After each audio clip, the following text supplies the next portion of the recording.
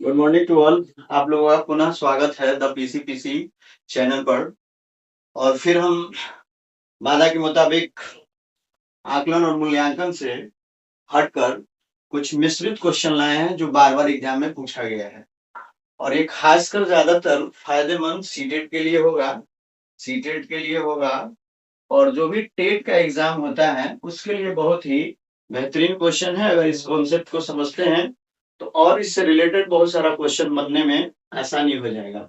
ठीक है, तो हम पुनः इसको कॉन्सेप्ट के आधार पर बनाने का कोशिश करेंगे और समझते हैं बारीकी से सभी ऑप्शंस को।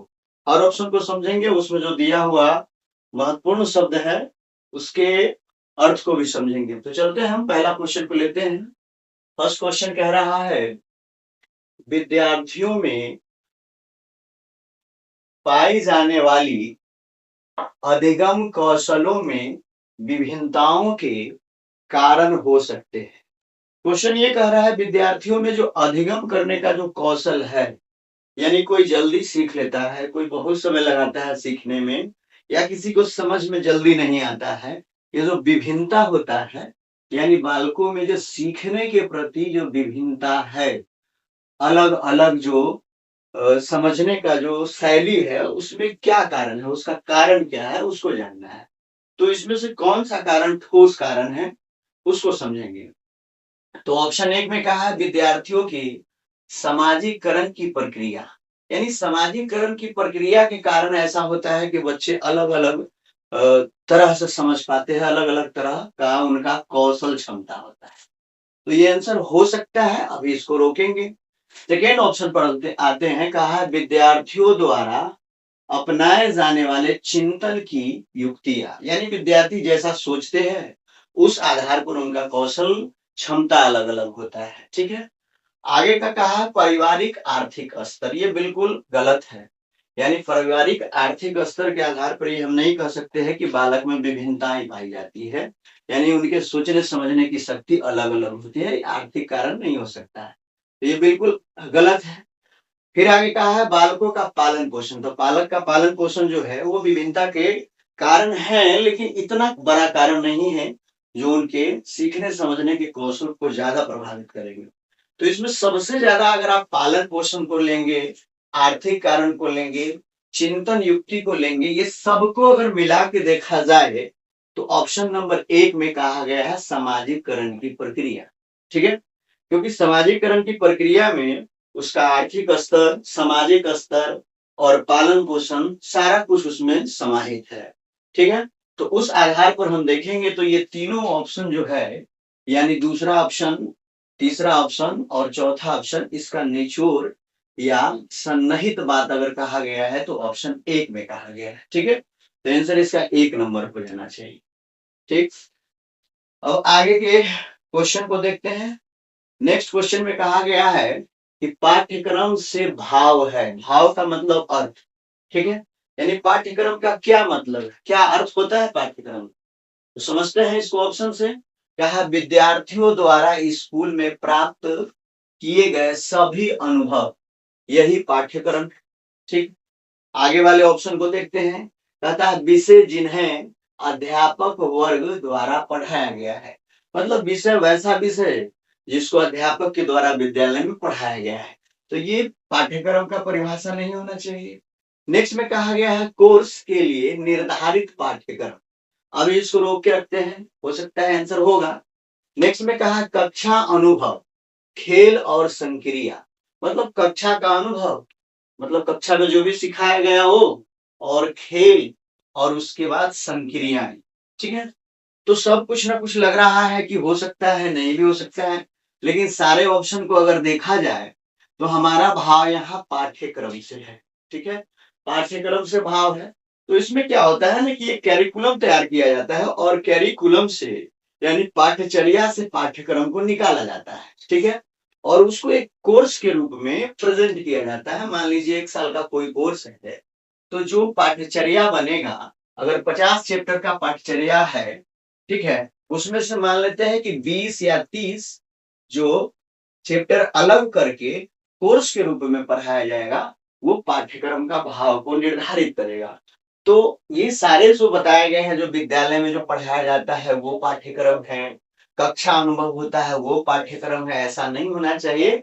यानी कोर्स के लिए निर्धारित जो पाठ्यक्रम तैयार किया गया है, जो कैरिकुलम से निकालकर कोर्स तैयार किया गया है, वही पाठ्यक्रम का भाव होता है।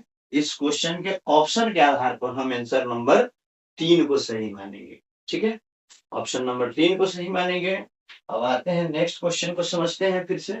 कहा है शिक्षा मनोविज्ञान का ज्ञान एवं शिक्षकों के लिए आवश्यक है। मतलब क्या कह रहा है, शिक्षा मनोविज्ञान का ज्ञान एक शिक्षकों के लिए आवश्यक है, एक शिक्षक के लिए आवश्यक है, क्योंकि यह यानी शिक्षा मनोविज्ञान का ज्ञान एक शिक्षकों में होना चाहिए, एक शिक्षक में क्यों होना चाहिए, इस चीजों को यहाँ पे हमको देखना है कि कौन सा ऑप्शन इस बात को पुष्टि करता है कि एक शिक्षक में शिक्षा मनोविज्ञान का ज्ञान होना चाहिए। ठीक है, तो आते हैं हम ऑप्शन में। कहा है नवीन शिक्षण शिक्षण तकनीकियों का ज्ञान प्रदान करने के लिए होना चाहिए, यानी शिक्षा मनोविज्ञान का ज्ञान। दूसरा में कहा है समस्त शैक्षणिक समस्याओं का सफलतापूर्वक समाधान करने में सहायता करता है। कौन करता है, तो शिक्षा मनोविज्ञान का अगर ज्ञान रहेगा आपके पास, टीचर के पास रहेगा, तो वो शिक्षा से संबंधित जो भी समस्या है उसको सही ढंग से समाधान करेंगे। ठीक है, हो सकता है आंसर आए ये। अभी आगे वाला को हम पढ़ते हैं। मूल्यांकन की नवीन तकनीकी को खोजने में शिक्षा की सहायता करता है, या शिक्षक होना चाहिए, शिक्षक की सहायता करता है। ठीक है, लेकिन ये क्या क्या कर रहा है, केवल मूल्यांकन है, यानी मूल्यांकन की नवीन तकनीकी। तो यदि मनोविज्ञान का ज्ञान होगा तो हम मूल्यांकन की नवीन तकनीकी को खोजेंगे, तो ये ज्यादा सुटेबल नहीं है। ठीक है, आगे वाले ऑप्शन को देखते हैं। शिक्षक को स्वयं को समझने में सहायता करता है। देखिए, शिक्षा मनोविज्ञान का ज्ञान शिक्षक को स्वयं को समझने में सहायता करता है, लेकिन इससे बेस्ट ऑप्शन हमारे पास दूसरा है। दूसरा कौन है, तो दूसरा कौन है, तो कह रहा है नवीन शिक्षक तकनीकियों का ज्ञान प्रदान करता है ये, लेकिन ये नहीं होना चाहिए। ये किससे जोड़ दिया है, तो नवीन तकनीकी से। ठीक है, अब हम दूसरे ऑप्शन पर आते हैं जिसको होल्ड करके रखे थे।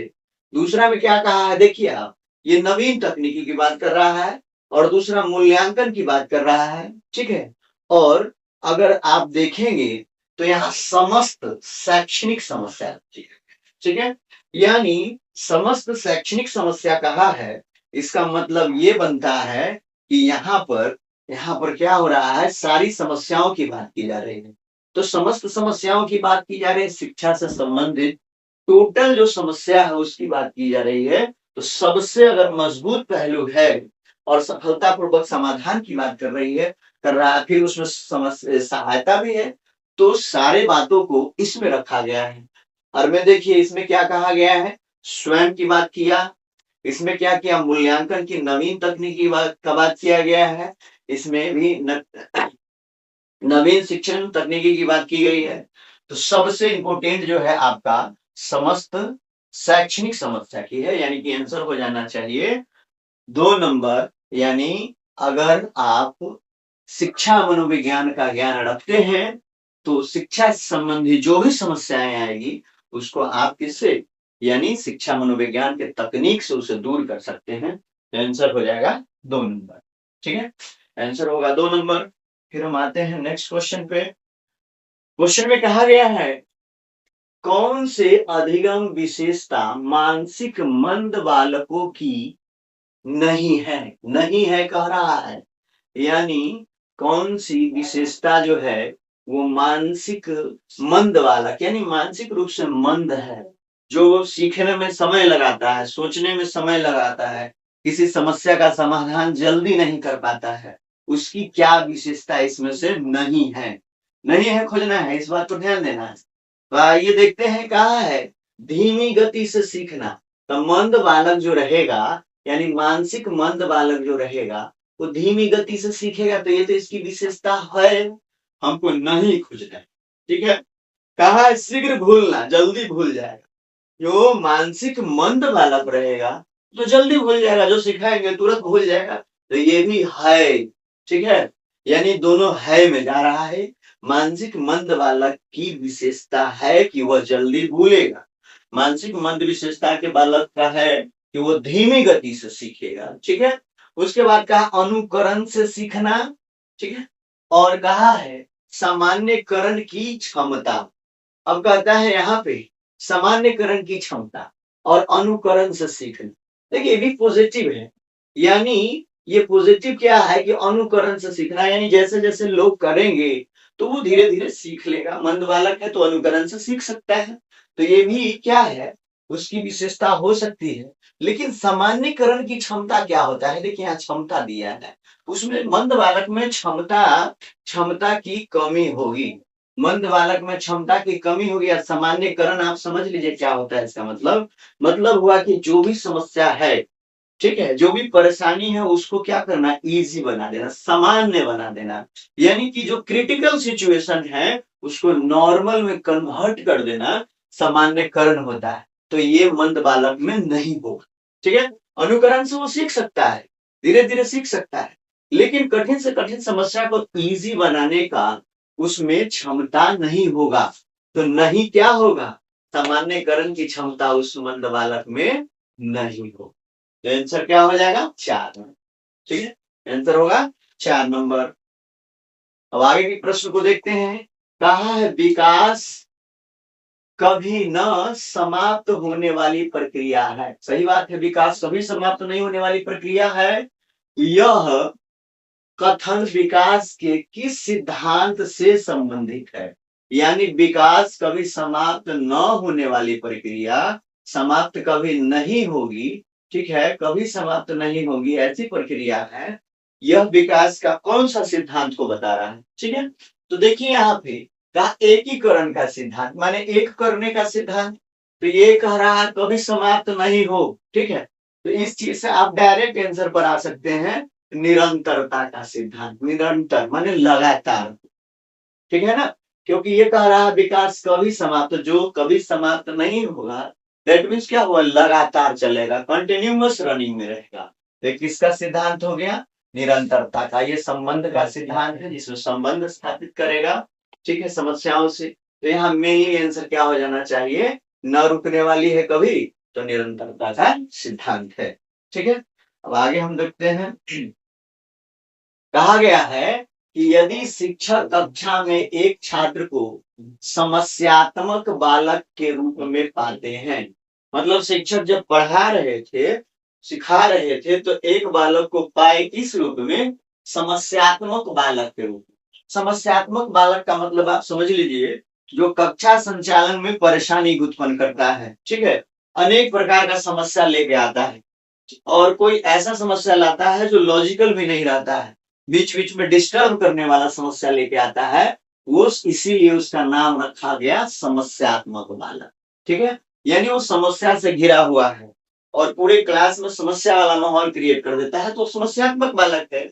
सीखने में भी उसको समस्या है, समझने में भी समस्या है। तो ऐसे बालक को शिक्षक जब डिनोट करते हैं, समझ पाते हैं, चिन्हित करते हैं, तो उसे अब क्या करना चाहिए, शिक्षक को क्या करना चाहिए, जब उनके वर्ग में एक समस्यात्मक बालक आ गया है तो क्या करना चाहिए। देखिए इसमें कहा बच्चों को नजरअंदाज। देखिए नजरअंदाज जो होता है ना, किसी समस्या का समाधान नहीं होता है, तो आंसर ही नहीं होगा, नजरअंदाज नहीं करना चाहिए। कहा बच्चों को दंड देना, दंड जो है ये भी किसी समस्या का समाधान नहीं है, बाल मनोविज्ञान इसको स्वीकार नहीं करता है, तो ये दोनों गलत हो गया, ठीक है। अब देखिए ये शिक्षण अभिरुचि का प्रश्न है और बहुत बार पूछा भी है ये। अब कहता है तत्काल घर वापस भेज देना चाहिए, यानी वैसे बच्चे को, समस्यात्मक बालक को बोलेंगे कि चले जाओ तुम घर, यहाँ समस्या नहीं करो, अपना घर पे रहो, तो ऐसा तो नहीं होना चाहिए, शिक्षक का ये काम रहा नहीं। अब यहाँ पे ये तीनों का तीनों गलत हो गया।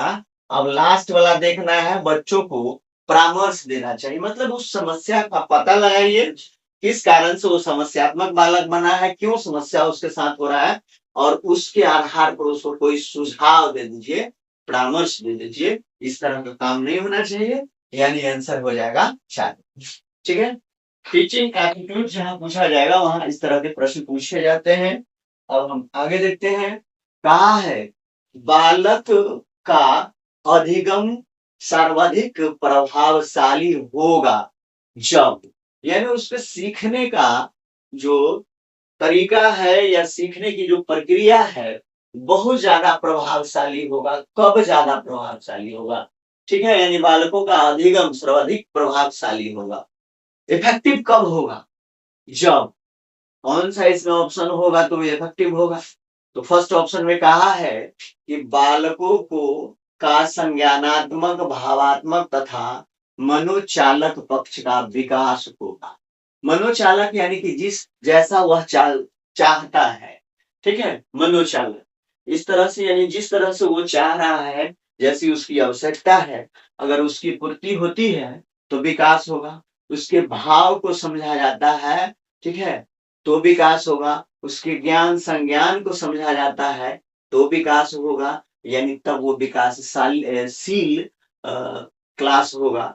ठीक है, तो अभी इसको रोक के रखते हैं, बाकी को पहले देख लेते हैं। कहता है पढ़ने लिखने एवं गणितीय कुशलता पर ही देखिए, पढ़ने लिखने और गणितीय कुशलता पर, और लिखा गया है ही। पर ही कहने का मतलब है ये जो ही आया है निगेटिव वर्ड है, मतलब इसके अलावा कुछ नहीं। जैसे रहेगा मोहन, मोहन ही जा सकता है, मोहन ही जा सकता है, कोई दूसरा नहीं जा सकता है। तो इसका मतलब मोहन के पास वो क्षमता है, दूसरे के पास क्षमता नहीं है। तो इस हिसाब से देखना है कि पढ़ना लिखना और गणितीय कुशलता निगेटिव बोला जाएगा, तो इसको हटाएंगे। अब कहता है शिक्षण अधिगम प्रक्रिया में आगे होकर बालकों को, अब देखिए आप क्या करिए, शिक्षण अधिगम प्रक्रिया में टीचर आगे आ जाए, अब बालक को क्या कर दीजिए, निष्क्रिय कर दीजिए। तो जब बालक को निष्क्रिय करिएगा तो प्रभावशाली क्लास कैसे होगा, यानी सक्रिय होना चाहिए था। तो यहाँ पे 3 नंबर ऑप्शन भी गलत चल रहा है, निष्क्रिय से इस वर्ड के कारण गलत चला गया। अब कहता है शिक्षण व्यवस्था एक अधिकारवादी होगी। एक अधिकारवादी होगी यानी कहने का मतलब है जो टीचर का मन होगा वही कराएंगे, कोई आदमी जो चाहेगा वही कराएगा। एक अधिकार होना चाहिए, वन वे हो जाना चाहिए। तो ऐसा तो नहीं होना चाहिए, यानी कि बालक को केंद्र में रखना है और उसकी आवश्यकताओं के अनुसार उसकी पूर्ति करना है। तो ये कह रहा है एक अधिकारवादी, तो एक अधिकारवादी से ये क्या है, निगेटिव है। तो यहाँ ये भी निगेटिव है।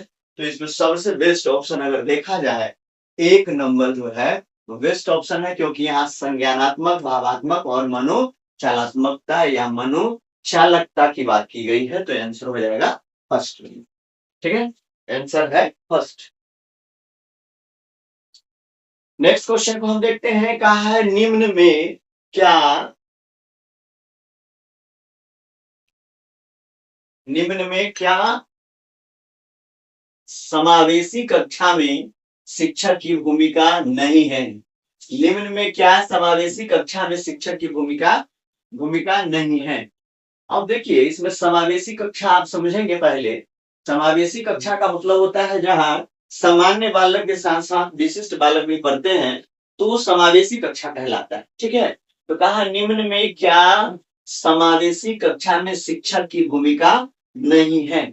शिक्षक इसमें क्या नहीं करेंगे, नहीं शब्द है तो शिक्षक इसमें क्या नहीं करेंगे। क्या कर सकते हैं वो आंसर नहीं होगा, क्या नहीं करेंगे सो आंसर होगा। तो कहा है शिक्षक को निष्क्रिय बच्चों पर ध्यान नहीं देना चाहिए। ध्यान देना चाहिए, ये तो क्या है, नहीं देना चाहिए कह रहा है। अब कहता है बच्चों की आवश्यकताओं के अनुरूप बैठने की व्यवस्था करनी चाहिए, तो ये तो करना चाहिए। ठीक है, अब कहा है पहला को फिर से देखते हैं, शिक्षकों को निष्क्रिय बच्चों पर ध्यान नहीं देना चाहिए। ठीक है, यही लग रहा है। आगे देखते हैं, शिक्षक को सिखाने में अक्षम को अतिरिक्त समय देना चाहिए। जो बच्चा अक्षम है, अक्षम माने सक्षम नहीं है, जो कमजोर है, जो सीख नहीं पाता है, तो उस पर तो टीचर ध्यान देंगे। तो ये भी सही चल रहा है। अब कहा है शिक्षकों को बच्चों को प्रोत्साहन करना चाहिए, तो ये भी तो चाहिए। तो ये तीनों चाहिए। यहाँ पे देखिए निष्क्रिय बच्चों पर ध्यान नहीं देना चाहिए, तो देना चाहिए था ना। तो नहीं का आंसर किससे, नहीं। ठीक है, आंसर हो जाएगा आपको 1 नंबर का जो पॉइंट है ये आंसर हो जाएगा। ठीक है, निष्क्रिय पर ध्यान देना चाहिए, इसमें कह रहा है नहीं देना चाहिए, तो आंसर हो जाएगा 1 नंबर।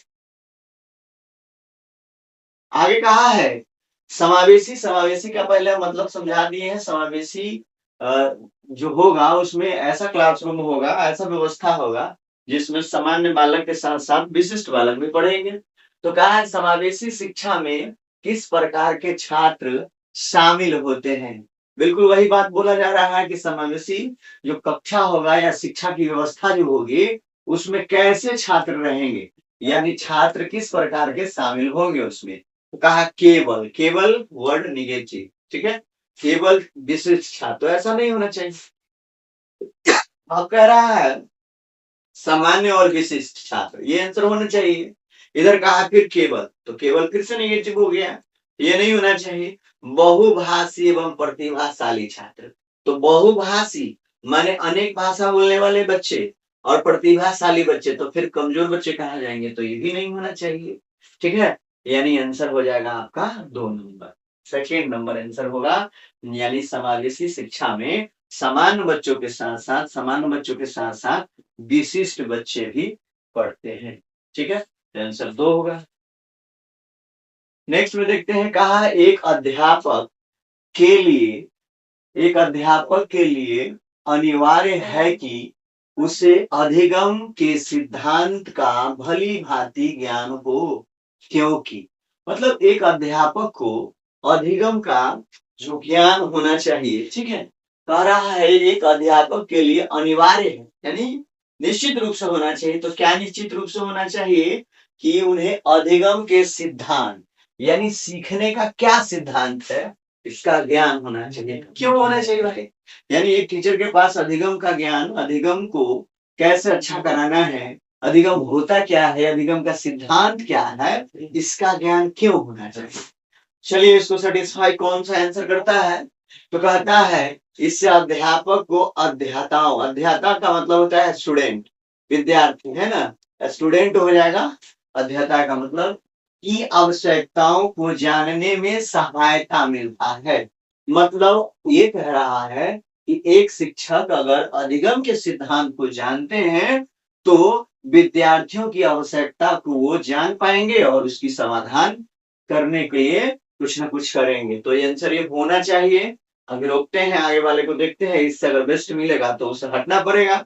कहा है इससे अध्यापक को अध्यताओं की अभिवृत्ति तथा अभिरुचियों को समझने में सहायता मिलता है। ठीक है, अब ये भी तो पॉजिटिव चल रहा है, अब हो सकता है ये दोनों में से कोई होगा। और आगे फिर बढ़ते हैं, कहा इससे अध्यापक को अध्यता के व्यक्तित्व के बारे में पता चलता है। ठीक है, फिर कह रहा है इससे कक्षा अनुशासन सुनिश्चित होता है। अब देखिएगा इसमें तो हमारे पास यहाँ जो है ये केवल किसकी बात कर रहा है, कक्षा अनुशासन। ठीक है, कक्षा अनुशासन की बात कर रहा है ना, ये कक्षा अनुशासन की बात करता है। अब दूसरा क्या है ऑप्शन आपका, ये 3 नंबर क्या कहता है, इससे अध्यापक को अध्यता के व्यक्तित्व के बारे में, अभी व्यक्तित्व के बारे में बोल रहा है। ठीक है, यानी ये कह रहा है अनुशासन, अनुशासन, ये अनुशासन की बात कर रहा है, ये व्यक्तित्व की बात कर रहा है। अब ये दोनों एक ही पहलू को लेकर चल रहा है, तो जो एक ही पहलू को लेकर चलेगा वो आंसर नहीं होना चाहिए। ठीक है, ये दोनों आंसर नहीं होगा। अब हमारे पास 1 और 2 बच गया है, तो हम 1 2 में डिसाइड करेंगे। अब कहता है इससे अध्यापक को अध्यता की अभिवृत्ति, ठीक है, तथा अभिरुचि को समझने में सहायता मिलती। ठीक, और इसमें क्या कहा है, इससे अध्यापक को अध्यता की आवश्यकताओं को जानने में सहायता मिलती है। देखिए अब हमारे पास दोनों में चुनने का एक तरीका बच गया है कि इसमें क्या कहा गया है, आवश्यकताओं को, केवल किसकी बात कर रही है, आवश्यकताओं। दूसरा नंबर में क्या कहा जा रहा है कि अभिवृत्ति की और अभिरुचि की, मतलब उसका रुचि का भी ख्याल करेगा और बच्चा चाह क्या रहा है इस चीज का भी ख्याल करेगा, क्योंकि चाइल्ड सेंटर्ड एजुकेशन है। ठीक है, अगर हमारे पास 2 नंबर ऑप्शन नहीं रहता 1 नंबर सही हो जाता। ठीक है, 2 नंबर नहीं रहता तो 1 नंबर सही हो जाता, लेकिन यहाँ एक नंबर पर 2 नंबर भारी पड़ जाता है, 2 मैटर को लेकर के, यानी अभिवृत्ति को लेकर के और दूसरा है अभिरुचि को लेकर के। ठीक है, सब में सिंगल सिंगल टॉपिक को रखा है और इसमें डबल टॉपिक है, इसलिए सब पर ये भारी पड़ेगी, यानी 2 नंबर आंसर होगा। ठीक है, आगे चलते हैं हम। कहता है कि बालिकाओं की शिक्षा को प्राथमिक दी जानी चाहिए। मतलब लड़कियों की जो शिक्षा है उसको वैल्यू देना चाहिए, प्राथमिकता देना चाहिए। ऐसा क्यों कहा जा रहा है कि बालिकाओं की शिक्षा को क्या किया जाए, प्राथमिकता देना चाहिए। ठीक है, अब इसमें क्या बात है, ऐसा तो कहा है क्या कारण है जो लड़कियों को शिक्षा में बढ़ावा देना चाहिए, क्या कारण? तो कहा लड़कियां लड़कों की अपेक्षा अधिक होशियार होती है। ऐसा तो नहीं है जेंडर विभेद वाली बात हो जाएगा, ये नहीं कह सकते हैं जो लड़कियां ज्यादा होशियार होती है और लड़का बेवकूफ या नहीं जल्दी समझ पाता है, ऐसा तो बिल्कुल नहीं कहा जा सकता है। ये तो भेदभाव वाली बात से जाएगी, तो ऐसा नहीं होगा। दूसरा कहा है लड़कियां संख्या में लड़कों से कम है। अभी इसको रोकेंगे, हो सकता है आंसर हो जाए। ठीक है, दूसरा कहा भूतकाल में लड़कों की तुलना में लड़कियों के साथ भेदभाव किया गया है। मतलब पास्ट में भेदभाव हुआ है, इसीलिए आप क्या करिए, लड़कियों की शिक्षा को बढ़ाइए, है ना, लड़कियों की शिक्षा को बढ़ाइए। भूतकाल में ऐसा हुआ है, उसके सुधार के लिए लड़कियों की शिक्षा को बढ़ाइए। ठीक है, अब इसको थोड़ा सा हम रोकते हैं। अब हम 4 नंबर पर आते हैं, 1 नंबर तो हम बिल्कुल कैंसिल कर चुके हैं। अब कहता है लड़कियां सामाजिक परिवर्तन का नेतृत्व करने में सक्षम है। तो ऐसा तो नहीं है कि लड़कियां जो है सामाजिक परिवर्तन ला सकती है और लड़का नहीं ला सकता है, ये बिल्कुल गलत है। अब हमारे पास 2 ऑप्शन है। देखिए क्या होता है ना कि इसमें कह रहा है प्राथमिकता क्यों देनी चाहिए, तो भूतकाल में ऐसा हुआ है इसीलिए। लेकिन इससे ज्यादा मजबूत हो रहा है लड़कियां जो है वो कम संख्या में पढ़ने आती है। ठीक है, अब आप देखते हैं कि जैसे मुख्यमंत्री के योजना के तहत वो साइकिल योजना वगैरह सब था, जो खासकर लड़कियों के लिए लाया गया था, पोशाक राशि वगैरह या फर्स्ट डिवीजन पर जो भी सहयोग राशि मिलता है वो में पहले लड़कियों के लिए था।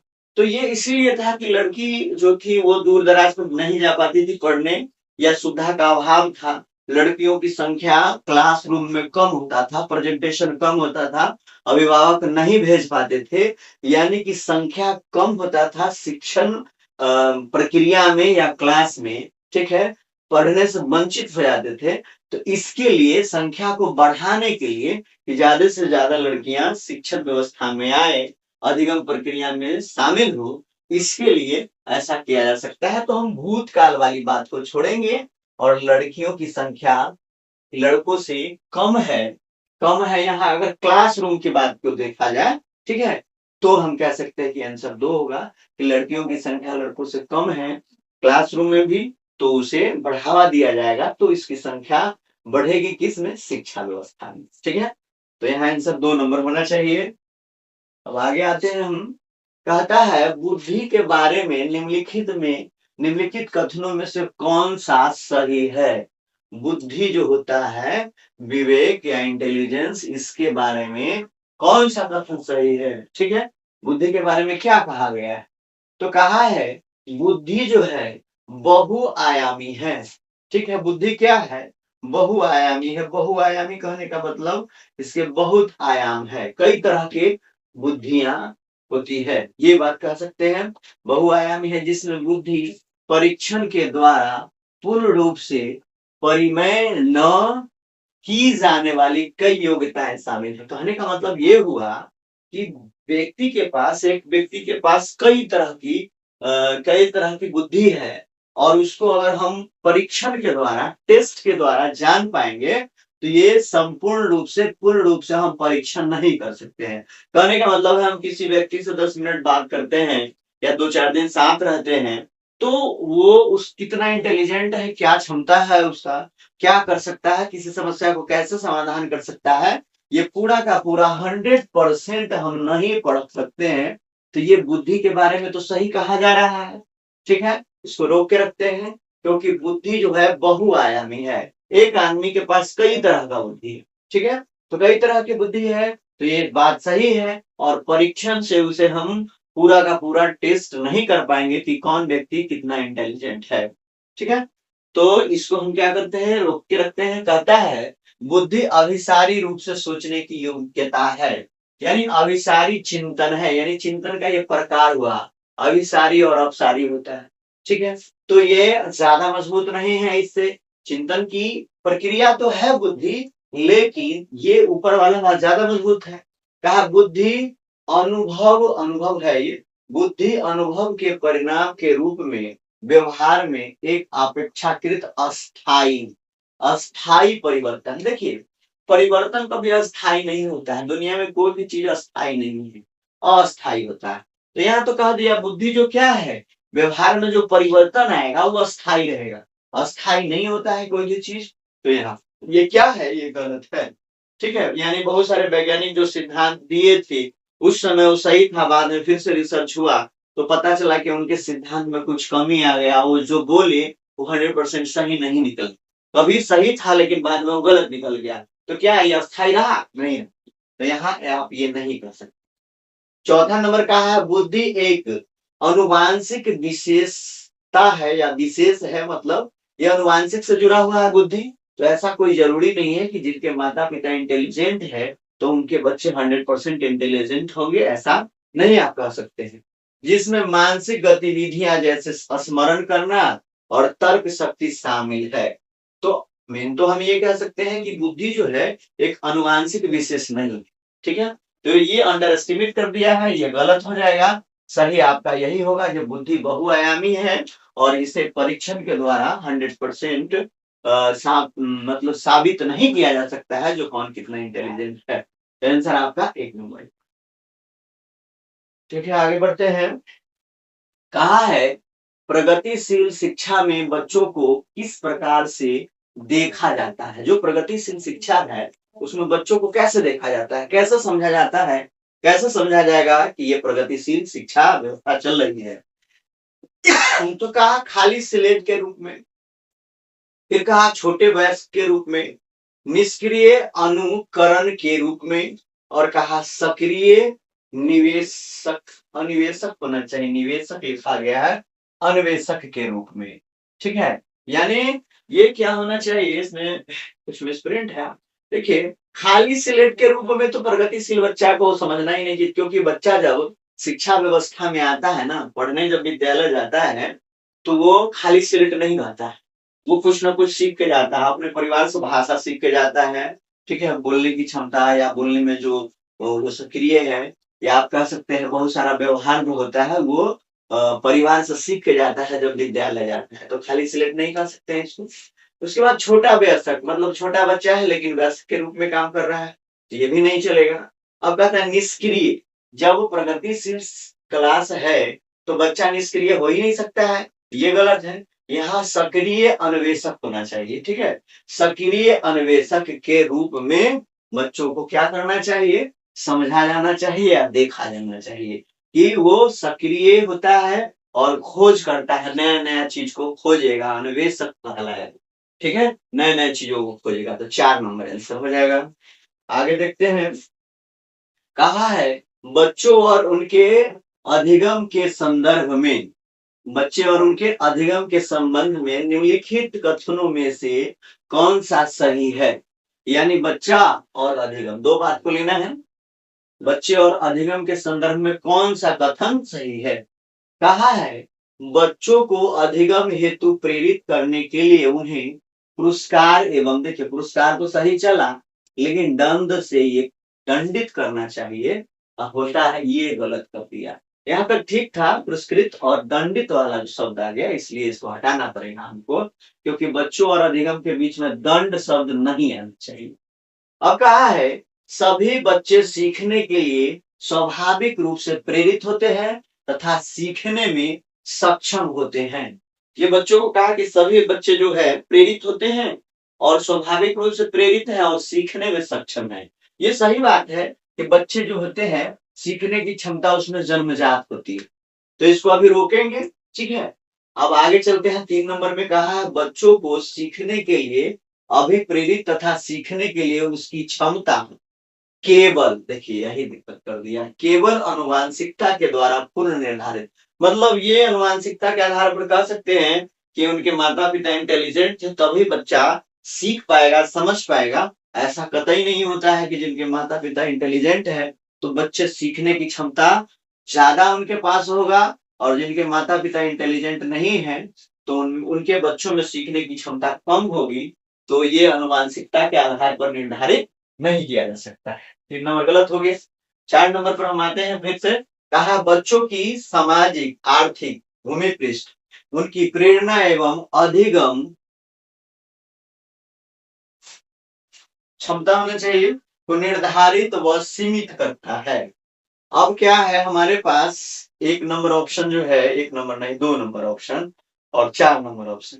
कहा है बच्चों को सामाजिक आर्थिक भूमि पृष्ठ उनके प्रेरणा एवं अधिगम क्षमता सक्षमता होना चाहिए को निर्धारित करता है वह सीमित करता है। देखिए यहाँ सामाजिक और आर्थिक लिया है, ठीक है।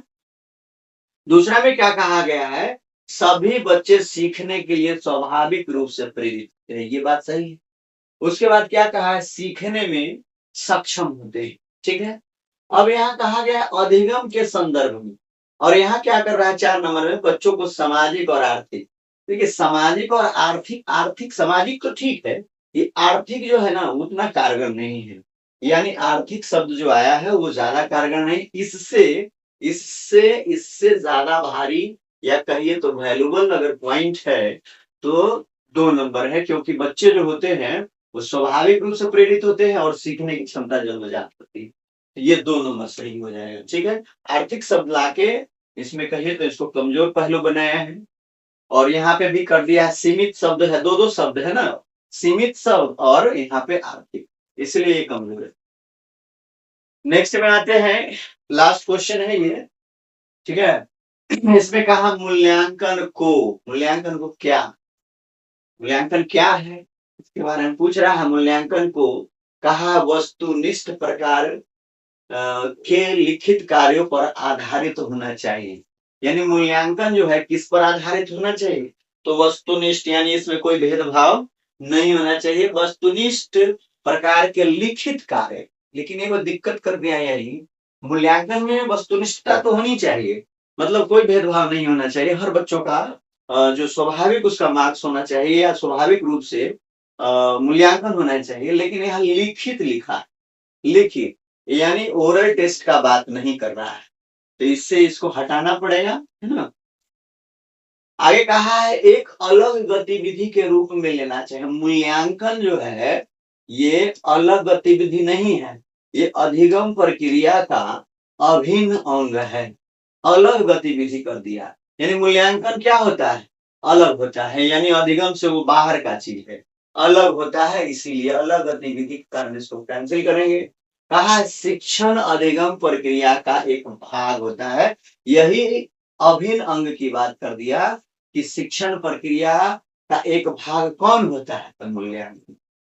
शिक्षण प्रक्रिया का एक भाग कौन, मूल्यांकन होता है। अगला देखिए केवल नंबर वाला बात भी गलत है, यानी मूल्यांकन क्या है, तो अधिगम प्रक्रिया का ये अभिन्न भाग है, ठीक है। तो इस तरह से हम आपको लगभग 15 से 16 क्वेश्चन कराए हैं, और सारा का सारा क्वेश्चन जनरली शिक्षण अभिरुचि से जुड़ा हुआ था, जो खासकर स्टेट में भी 20 नंबर का क्वेश्चन आता है और सीटेट में तो आएगा ही। दोनों के लिए बहुत कारगर सिद्ध है। आप लोग इस वीडियो को देखेंगे और चैनल को भी सब्सक्राइब कीजिए और शेयर कीजिए, लाइक भी कीजिए, क्योंकि वीडियो बनाने में और समझाने में बहुत समय लगता है, तो बहुमूल्य समय को देखते हुए आप भी थोड़ा सा इस पर सहयोग करिए, ठीक है। तो इसके लिए धन्यवाद जो आप लोग बहुमूल्य समय देंगे और इसको देखेंगे। That's all.